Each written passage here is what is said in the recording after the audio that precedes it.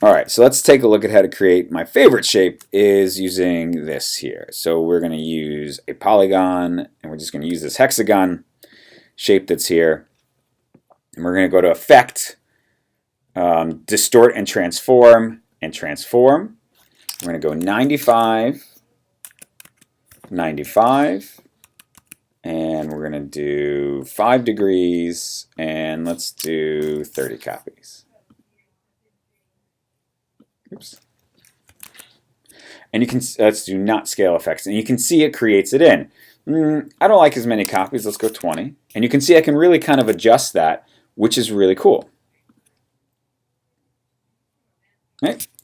If I want to now edit, which is what we're moving on to that shape, I'm just going to do it right here because it's the same shape.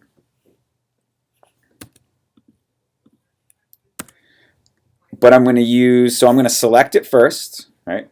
Select it. And then I'm going to use the little arrow, the little corner tool here.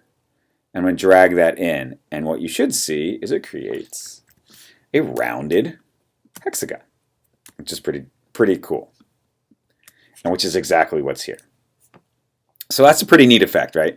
That you can do. Now you could do this same kind of thing with any shape. Let's do, what do we want to do? Let's do 9 sides.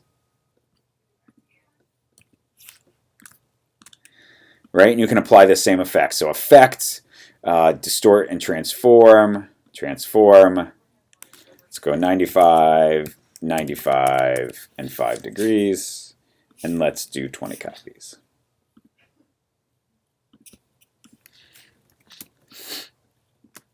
And let's do the same thing. Select this. We're going to go to the corner widget. We're going to bring it in.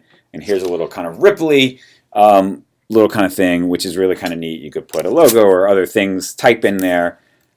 You know, so some really nice effects. Same idea with these two that are here. So if I just create an ellipse that's here, and we go to Effect, Distort, and Transform. And I'm going to say, all right, I want this to be 95, but I want the vertical to be 70, and I want 10 copies. Let's look at the preview. You can see how as I go in, the circle gets smaller. Right? So let's do the same idea with this circle that's here as well. Go to Effect, Distort and Transform, and go to Transform. And I don't know, let's do 90.